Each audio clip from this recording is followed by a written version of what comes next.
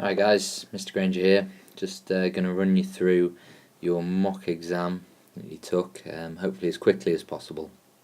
And just remember, as you're going through it, to try and come up with at least 2 targets. Okay, they can be for any question, probably one that you've not done as well on as you perhaps could have done.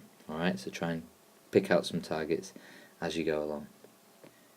So, starting off with 4A. And what is the message of this cartoon? We've already had a bit of a look at this in class and had a look at a few people's answers, but it's worth me just pointing out a few other things about it. The first of which is to remember that you need to do this PPR thing that we've talked about before, which is look at the provenance, which is down here, think about the purpose, which is basically what the cartoonist is trying to say, and then from that try and figure out how reliable the source is. Okay, so in this case, provenance, where did it come from? It came from America, October 1929. What happened then? We should all know, Wall Street crash. Okay, purpose of the cartoon, well, as we said a little bit in class, the cartoonist is basically mocking the idea that this guy's getting overconfident, as a lot of people did. He's thinking, "Oh, I'm doing brilliant here. I'm absolutely smashing it." And then, obviously, he didn't foresee that was coming. Okay, the cartoonist is suggesting that maybe, even if he didn't see it coming, some people should have, and as we know, some people did see it coming. Okay, so message of the cartoon: thinking about the provenance, thinking about the purpose. What is the cartoonist trying to say? Okay, so highest answers are going to say what the cartoonist is trying to say. A couple of other things. Some people got confused between speculation and overproduction. Make sure you keep those separate in your mind. Okay, speculation is to do with banking the stock market. Sorry, not banking at all. Stock market, buying on the margin, that sort of thing. Overproduction is businesses making too much stuff. Okay. And that meant that the price of stuff was going down. Alright, so keep those things separate in your mind. As I said also today, the best answers were those that talked about speculation and the dangers, the risks of it. Okay, and again that links into the purpose of the cartoon. The cartoonist is trying to say, how stupid were people, right, thinking that they could just get away with this forever. The least good answers just describe the surface detail, okay, just saying there's a guy going up the stairs without saying about what the cartoonist was trying to say. So the main message of this source is speculation is dangerous, particularly for the average guy who technically doesn't have any money to invest, and the Wall Street crash was pretty much inevitable. Okay, so that's the main message of that source. 4B then is asking you if you are surprised by this source, and obviously to get the best marks you should really be saying that you are surprised and not surprised. So that's for your best marks, surprised and not surprised. To get your level 3, okay, so surprised and not surprised, explaining that is your level 4, and that's 6 out of 6 marks.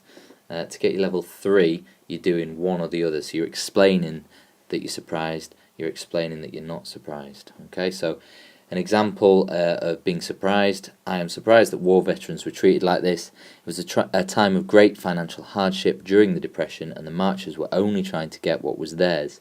You can then go further than that, so I'm just taking that from the mark scheme directly, but you can go further than that, I think, and say what were they trying to get? They were trying to get some money that was owed to them, but they wanted it early.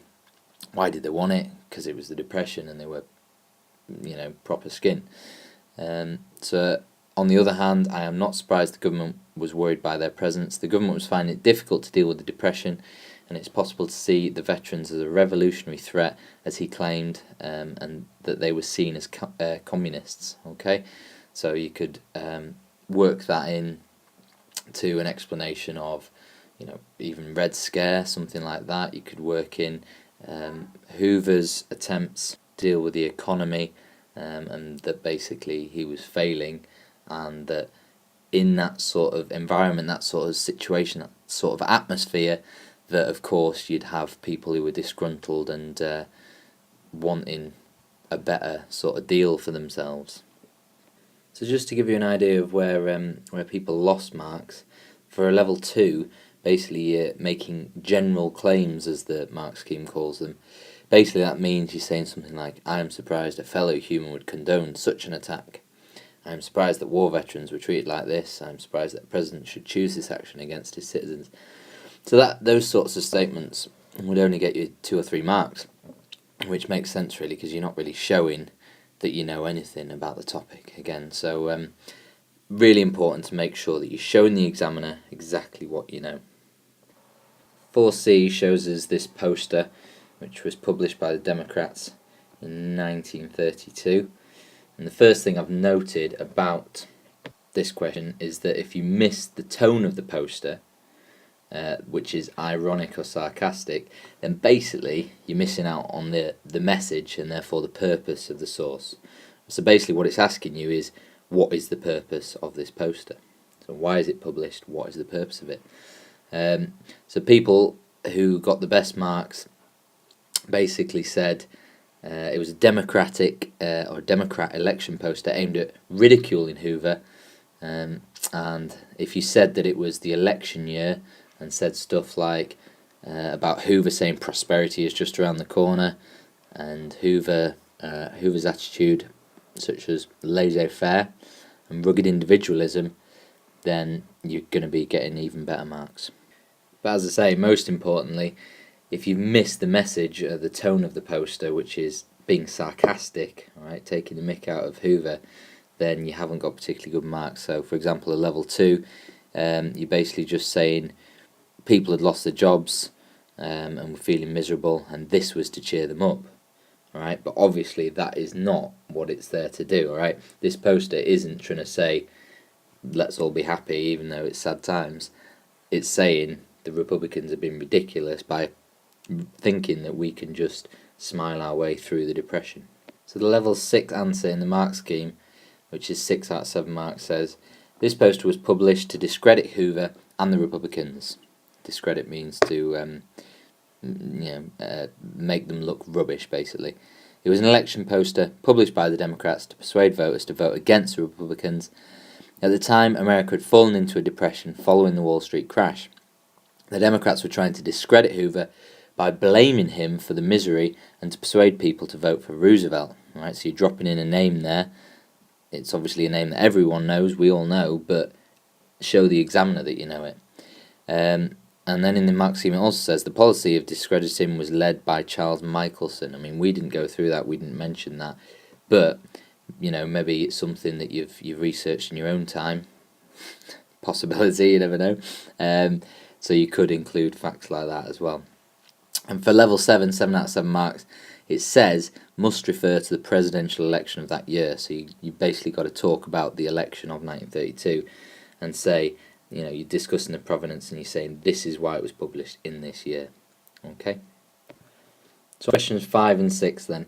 I've put these side by side to show you that basically they are the same question to all intents and purposes, just obviously about different topics.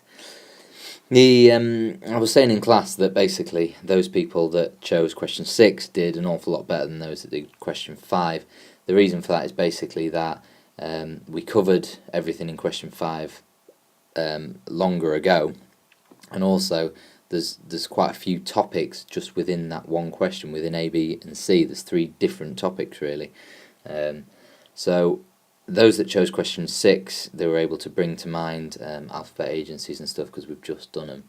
And so I mean that's part of it, is choosing the right question. Okay, so when you come to this question, you come to 5 and 6A, have a look at them. They're quite often going to say describe, alright, for 4 marks, describe this. And if you have a look, basically what you're doing is you're just writing me a checklist, or the examiner a checklist of 4 things that you know about that topic. So if you look at 5A and it says describe the American cinema and movie industry in the 1920s, and you think to yourself, well, I could probably say about 2 things about it, but no more, then don't do it. Go on to question 6. Describe the work of one alphabet agency. remember to state which agency you're writing about. So straight away, I mean, if it was me, you've just done about it, I'd be like, right, well, I know all about my alphabet agencies. Here's what I could tell you. I could tell you 4 things. I could tell you 5 things. I could tell you more things about it. All right. So choose your questions carefully. But as I just said, describe questions. Usually part A of this section. Always just basically listing 4 things, which means it shouldn't take you that long. All right. 5 minutes max. Probably not even that. Okay. So for example, for 5A, you could say things like this. Alright, so you could say Hollywood, 1 mark. Popularity soared, 1 mark. More specific facts like 95 million a week went to the cinema in 1929. You could name some stars, or you could say that the first talkie was in 1927. Little facts like this. I mean, we didn't go into mountains of detail about this, but they are things that you can pick up as you go along and as you're revising. Okay. For 6A, I'm going to choose one agency and I'm going to give you a list of examples of what you could say. Okay, so I've chosen the TVA. It does say if agency is not identified, the maximum score is 1, which I think one person fell into that trap of not saying which agency they were talking about. So say which agency. Just for the name of the agency, so if you say TVA Tennessee Valley Authority, I gave a mark for that. I don't know whether the examiner would, but I did. They built dams, created jobs in a poor region of America, created hydroelectricity, stops an area flooding in winter and drying up in summer. So there, you've got more than 4 marks. But basically what you need to do is get those 4 facts down about that particular agency and then stop. Some people went on for far too long about that. Okay, so describe questions are the easiest. You're basically just listing 4 things just to get you 4 marks, all right, about that particular thing. Question 5B and 6B are these explain questions, okay? And we've talked a bit about the difference between describe, explain and evaluate. So the explain element of it, remember we're trying to say because, okay, or this is why, the reason why, alright? So you need to be not just saying what was happening, but why it was happening, okay? So 5B, tricky question, it's a tricky concept, but why was there a Red Scare in America in the 1920s? Alright, basically the reason was there was an increased fear of communism, okay? That's doing that. There was a Red Scare because there was an increased fear of communism. Why? Okay, getting into explaining, because America didn't believe in communist ideals. They didn't believe in everybody sharing the wealth. They believed that individuals were free to work as hard as they could and build up their own wealth. Even Democrats believed that. They didn't really believe in getting completely involved, as was the case in the Soviet Union as it became. Okay. So I mean, you could then give examples of Sacco and Vanzetti and show exactly why why there was a fear of immigrants and why they were punished basically. So it was to do with this radicalism, these radical ideas that a lot of Americans thought that communists possessed, and they therefore thought that new immigrants were bringing over from Europe these radical ideas. So that's the main idea there. And what we can do for 6B is just move. I can't move it. There we go. Figured it out. Move that over. The reason we can do that is because they are exactly the same questions, basically. Okay, and the mark scheme says exactly the same thing for both. So again, if you're identifying, describing reasons why the Republicans opposed the New Deal, then you're going to be getting a level 2, which is 2 or 3 marks. Okay, so for example, Republicans objected to people being helped by the state. Republicans objected to the rise in taxation. They thought it was a waste of money. Okay, so all these statements are pretty short for a start, and they're not really getting to the the real crux of the matter. So let's finish them off and get it up to a level 3 or a level 4. So they objected to people being helped by the state because they thought that this made people lazy, and it meant that they weren't working for their fortune, or they weren't working for their money. So, what was the point? They wouldn't appreciate it. They objected to the rise in taxation because they believed in low taxation for the rich and letting them do their thing, open up businesses, and that kept the economy going. That's what they believed. Okay, so this "because" is the really important part here. It gets you from this to this, and then obviously this if you do two reasons. They thought it was a waste of money because it did cost a lot, and a lot of the schemes were only temporary. Some of the jobs created were pretty pointless. Okay, so I really need you, I want you to get this difference between identify and describe particularly, and explain. Okay, you need to know that difference, because this is an important question, and there are 6 marks available for it. So on to the last question then. Hurrah. 5C and 6C. Let's start off with 5C.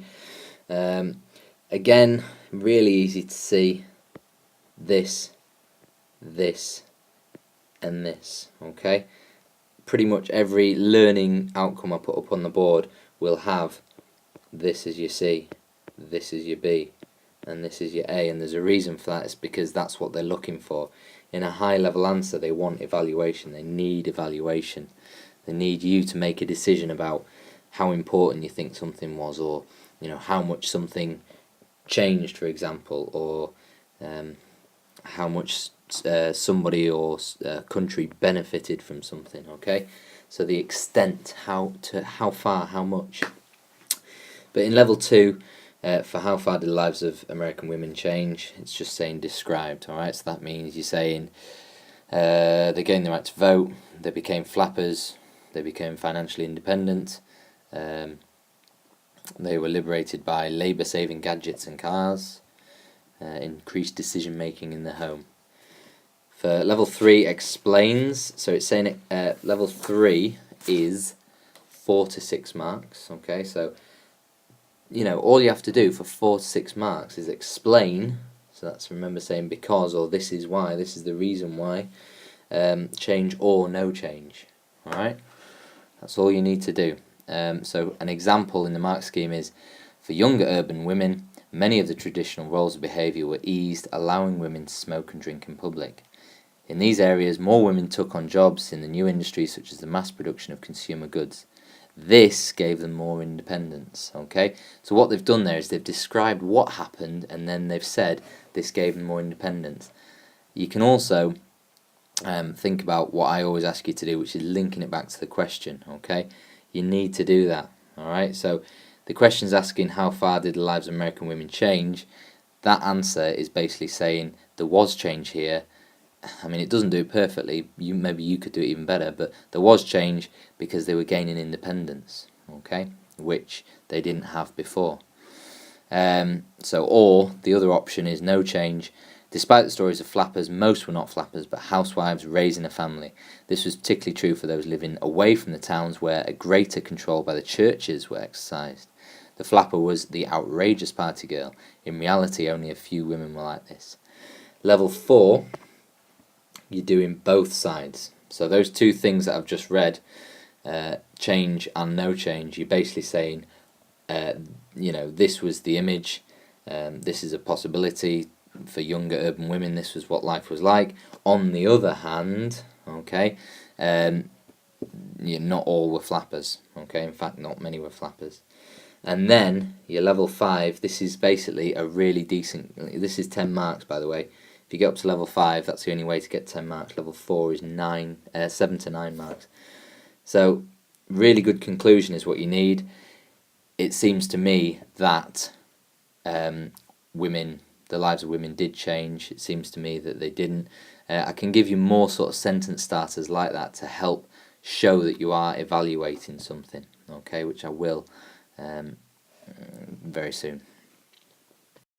And finally, 6C, level 2, obviously describes again. So it created jobs for the unemployed. It introduced social welfare. remember the Social Security Act. Workers' rights were improved, the government became more involved in people's lives, some farmers did not benefit, black Americans saw little benefit, unemployment was not solved. So again, all you're doing is you're basically doing what I asked you to do on part A, right, so 5A and 6A, and just listing the things that it did or didn't do. That's basically all you're doing for this level 2, and that's the reason why you can only get 3 marks for that. For level 3 though, let me give you examples again. It says, the New Deal significantly reduced unemployment from a very high level by creating millions of jobs. These included construction work on dams and roads, which helped the future development of industry. This raised the morale and confidence of many, and they began to believe in themselves again. Okay, so you're explaining one of the benefits and how that benefit came about. On the other hand, so remember, level 3 is benefits or limitations for your 4 to 6 marks. So on the other hand, although unemployment was reduced, it was not ended. Many argued the various schemes did not provide real jobs. It took the coming of war to remove unemployment. The limitations were shown in 1937 when the economy went back into recession, when Roosevelt cut the spending on the New Deal. Okay, level 4, again, both sides, so those 2 examples that I've just given, obviously with more than that, but those 2 arguments together. And then level 5 again, we're looking for a conclusion saying how far. Alright, so it's your decision, this bit. You've done all the kind of legwork here, you've explained both sides, you've said, some people said this, some people said this, here's what I think. Alright, how far do you think the New Deal helped America and everyday Americans? Okay, so it comes down to you to decide. So I'd avoid using phrases like I think, but it, as I say, it seems to me, or it is my conclusion after looking at this information or considering this question that. Alright, so show the examiner that it is your thoughts and your answer based on what you've read and what you've thought about. Alright, and that's that. I hope I haven't bored the pants off you too much, and I hope that what you've been able to do or be able to get from that are at least 2 targets. Okay, that's what I'd like, 2 targets from you. That'd be lovely. Alright guys.